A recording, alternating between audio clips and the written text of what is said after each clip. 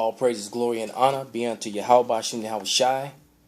Double honors to the apostles of GMS, and honors to the elders of GMS, and salutations to the Akim in the four corners of the earth that are teaching this word in truth and sincerity, risking their lives and their freedoms to do so. All right, Shalom. It's your brother Malcolm from Chicago GMS camp.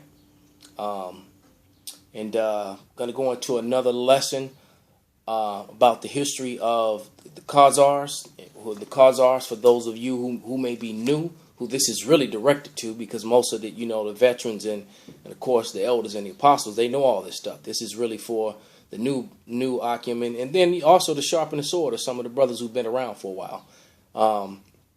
But the Khazars are the Jewish people of today who also are descendants of the Edomites, So I'm going to go into this book, and first I'm going to get Psalm 64 and 8, to kick this thing off. It's the book of Psalms.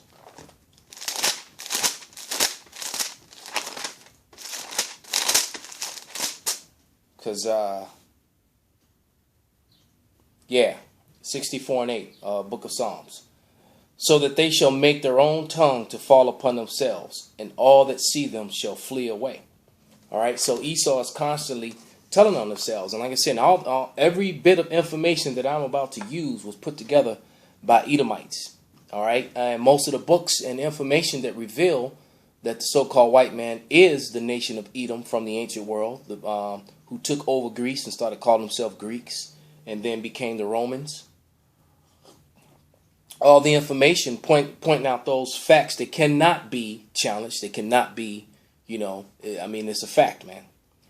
It's come mainly from Edomites. So this is a book called, one of the brothers in the camp picked this book up for me. It's called The Iron Curtain Over America. Okay. It's by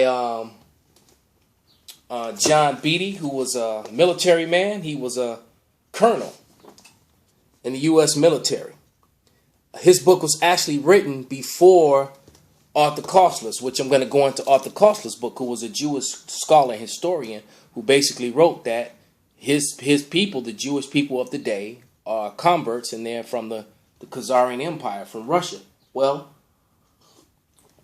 this U.S. colonel in the United States military back in 1964, who served from, his research was from 1946 to 1951, basically is saying the same thing. And he was saying, and this is also going to have these Edomites, the Egyptian versus the Egyptian, because he's clearly against the Jewish people, because he thinks they're taking over his beloved America and going to override the Constitution and, that whole sort of thing. All right. So let's go right to page 15. And it says, Russia and the Khazars. So I'm reading from page 15. It says, in later years of the dimly recorded millennium, the first era Slavic people of several kindred tribes occupied the land which became known later as north-central portion of European Russia. South of them, between Don and Volga rivers, north of the lofty Caucasus Mountains, lived the people known to history as the Khazars. Ancient Russia by George Venedasky, Yale University Press, 1943, page 214. I'm going to put that up to the phone, to the screen, so you can pause it and get that information. Because anytime you bring it out, you can pause it and write that down. Because the biggest enemy to the so-called white man is the truth. All right? And if you tell the truth on him, then he refers to you as a terrorist or, or something else. But you got to remember, the so-called white man, who is Esau Edom, his whole existence is based upon falsified history and lies. All right, his whole existence. All right, these people had been driven westward from Central Asia and entered Europe by the corridor between the Ural Mountains and the Caspian Sea. They found the land occupied by primitive pastoral people, a score of more tribes, land which lay beyond the boundaries of the Roman Empire at its greatest extent until Trajan ruled 98 to 117 AD, and also between the boundaries of the Byzantine Empire 395 to 1453 AD, which Jake, the so-called black man, who was the real Israelites, were both in both those places at that time. By slow stages, the Khazars extended their territory eventually to the Sea of Azov, adjacent littoral to the Black Sea. The Khazars, apparently a people of mixed stock of Mongol and Turkish Aphanids, around the year 600, a belligerent tribe of half-Mongolian people, similar to the modern Turks, conquered the territory of what is now southern Russia. Before long, the kingdom of Khanate of the Khazars, as this tribe was known, stretched from the Caspian Sea to the Black Sea. Its capital, Itel, was the mouth of the Volga River. A History of the Jews by Solomon Grazel, Philadelphia, the Jewish Publication Society of 1947. So and I'm going to put that up to the phone.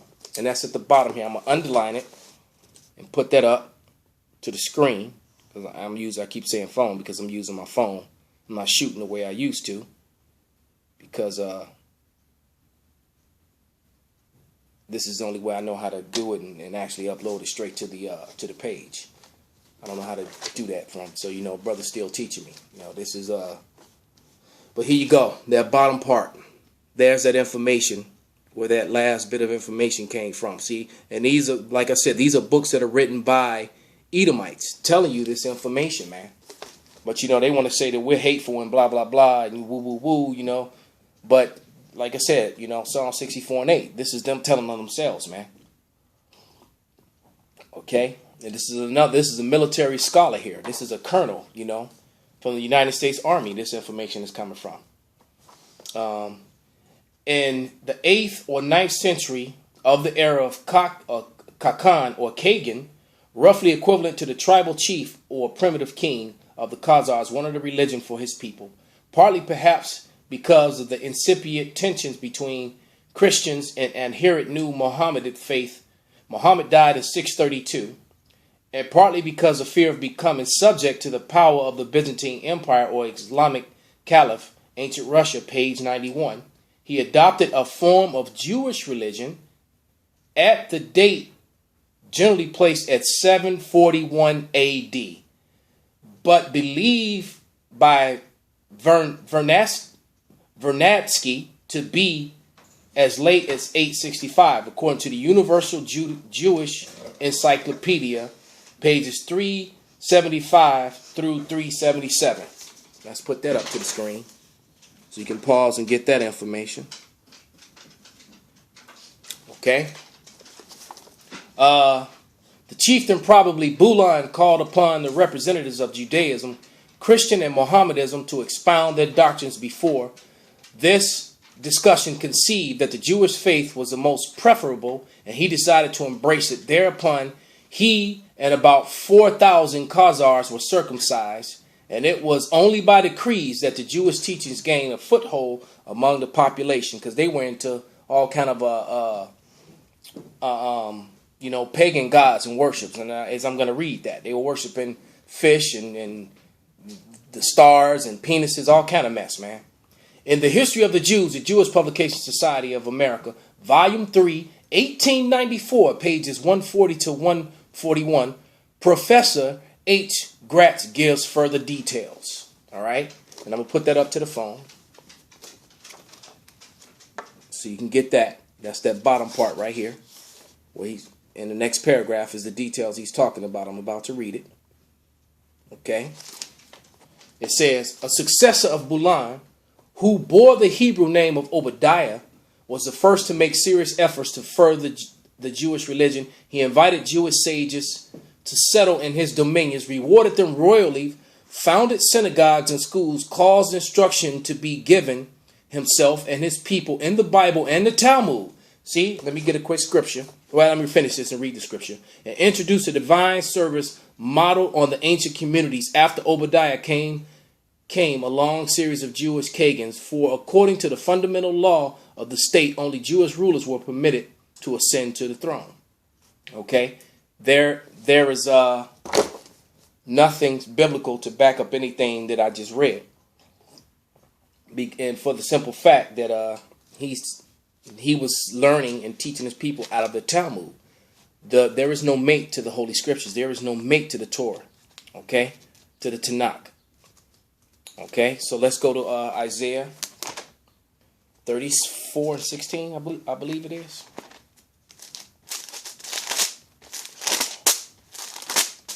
This is Isaiah 34 and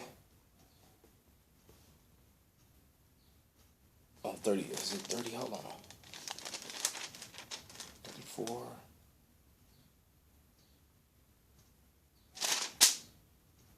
Trying to find. Oh, I'm in Jeremiah.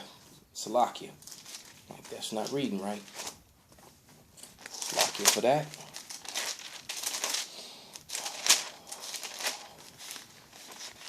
There we go.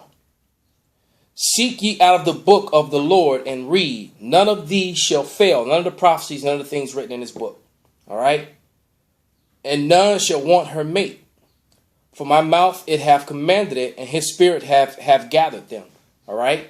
So, the Lord, Yahweh Shem Yahushai, is not dealing with any other philosophies or books or doctrines. The Book of the Dead, the book of Talmud. The book of Talmud is a wicked book full of witchcrafts and has nothing to do with Abraham, Isaac, and Jacob, man.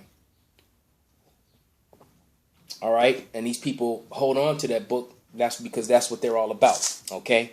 Further thing, let me go to Genesis, because this sect of people today, the descendants of these people that we're reading about, refer to themselves as Ashkenaz. Okay. And Ashkenaz is a son of Japheth, not of Shem. So you can't be Ashkenazi and refer to yourself as Israel. Ashkenaz is the son of Noah's son Shem.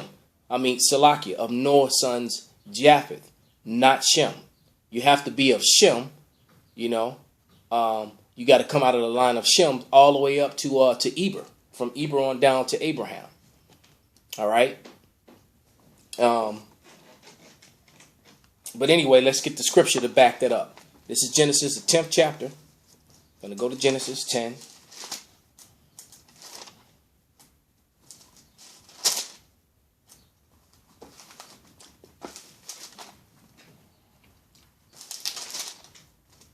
And verses 2 through 5. Japheth's descendants, all right? The descendants of Japheth, Gomer, and Magog, and Madai, and Yawan, and Tubal, and Meshach, and Tyrus. The sons of Gomer, Ashkenaz, and Rephah, and Togarmah. All right, I can stop right there. So, Ashkenaz is the son of Gomer, who was the son of Japheth, who was the son of Noah. And once again, you have to come out of Noah's line through his son Shem to be a Hebrew. All right? First of all, and to be a Hebrew Israelite, you have to come out of the line of Abraham, Isaac, and Jacob.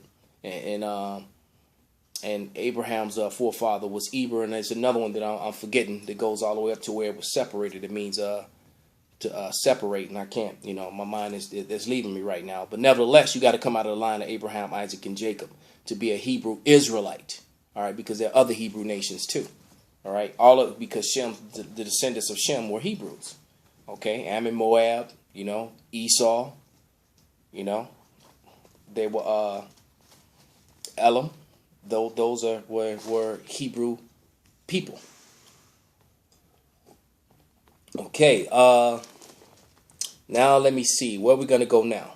Oh, I'm going to go to the book of, and one of the reasons they're doing this, let's go to the book of Esther.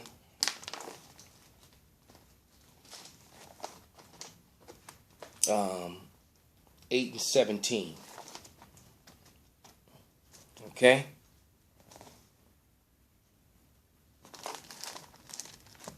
Because you just can't decide you're going to wake up one morning and become an Israelite. You have to be born an Israelite. All right?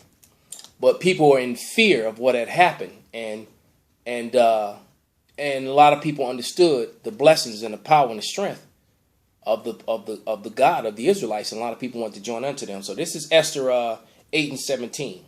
And in every province and every city, whatsoever the king's commandment and his decree came, the Jews had joy and gladness, a feast and a good day. All right. And hey, Jake know how to party, man. Okay. And Jake turned the party out, man. You know, in my younger years, man, there's plenty of times when I was, you know, the life of the party, turn the party out. Man. All right. And lots of other Jakes that I knew and mingled with. All right. A feast and a good day. And many of the people of the land became Jews, for the fear of the Jews fell upon them, which was the main reason, man, because of the power of the God of Israel when his people are in accordance with the laws. All right.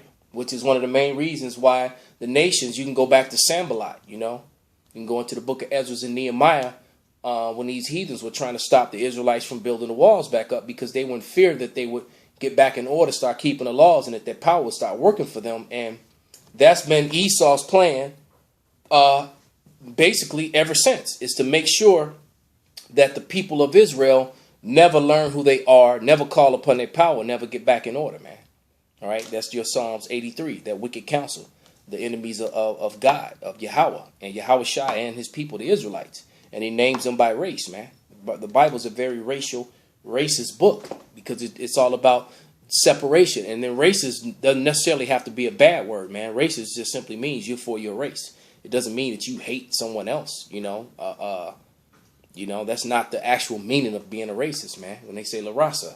It's all about the family, your people.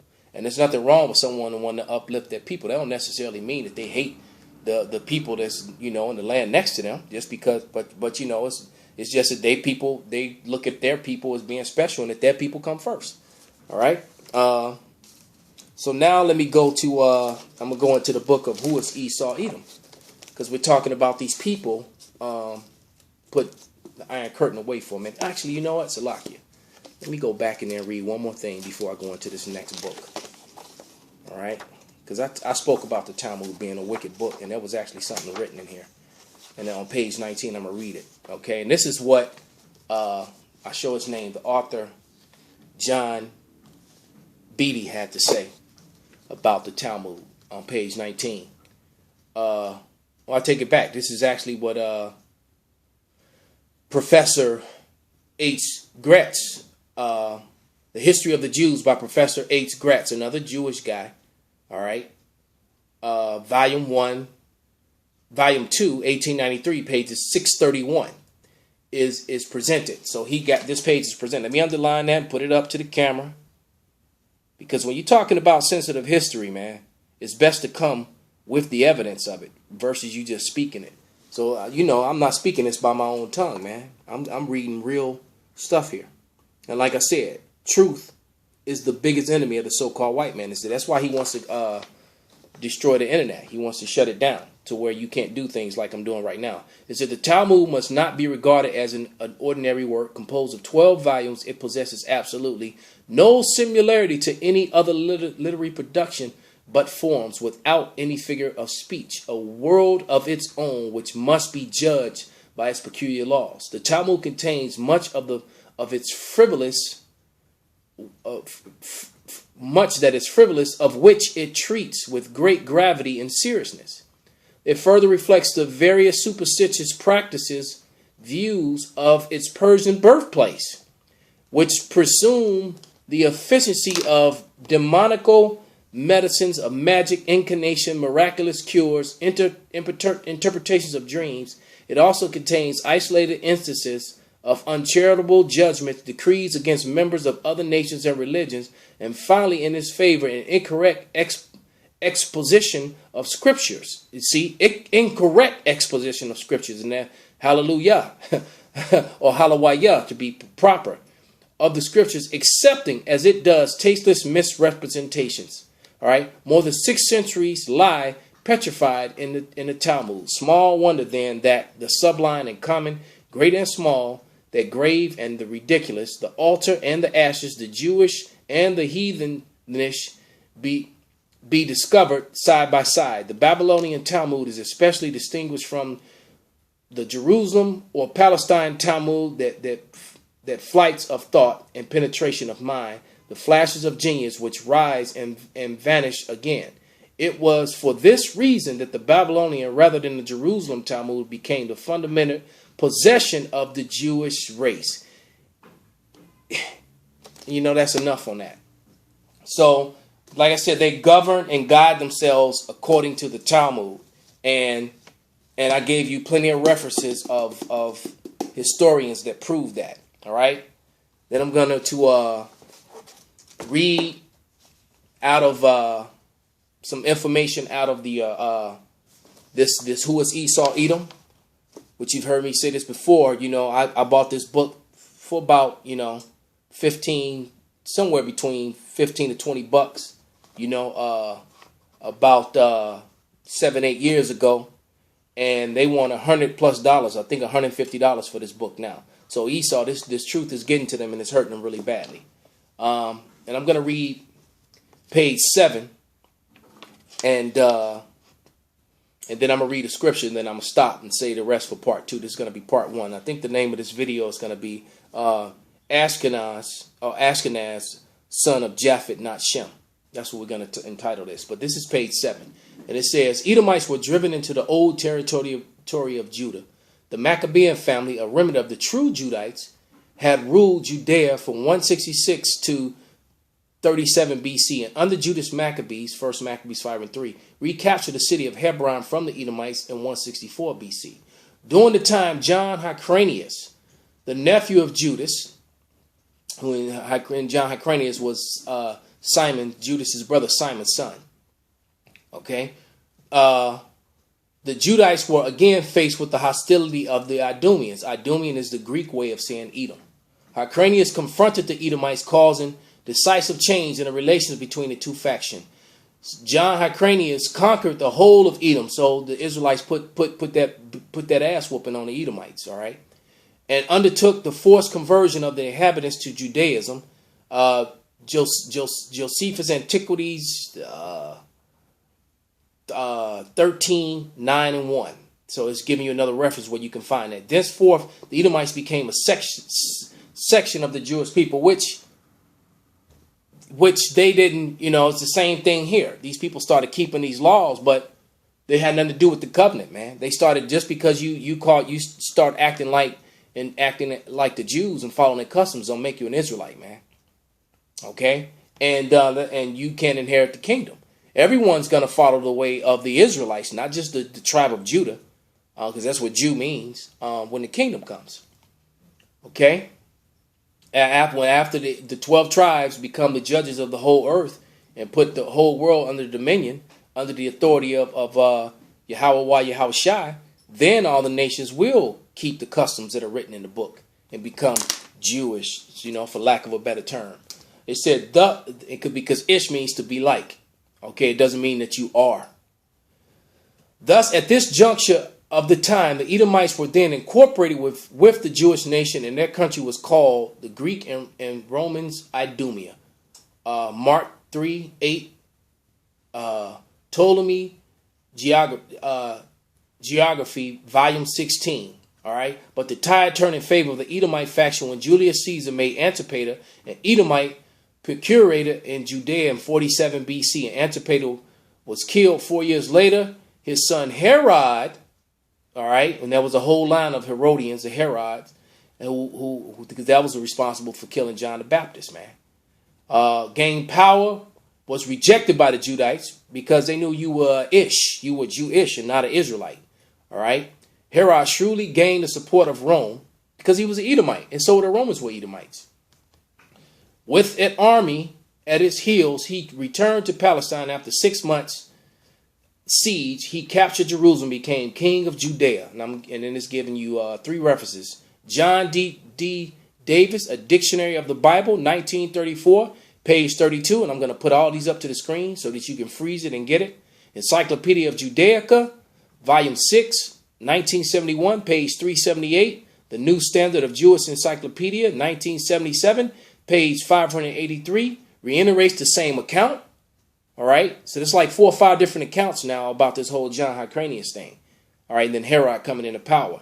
The Jewish Encyclopedia, volume 4, 1904, page 41. And the majority of this information is coming from Jewish scholars and and rabbis, etc. Therefore, the Jewish people of today, their leaders know beyond a shadow of a doubt that they are Idumeans, they're Edomites. Okay, and here's that information. You can freeze it, take a picture of it, copy it, whatever you need to do. You know, get that information. Let me read one quick scripture, and then we're gonna close it until part 2.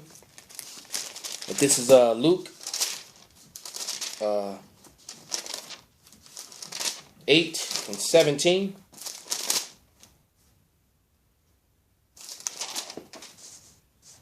And it reads, "For nothing is secret that should not be made manifest, neither anything hid that should not be known and come abroad." All right.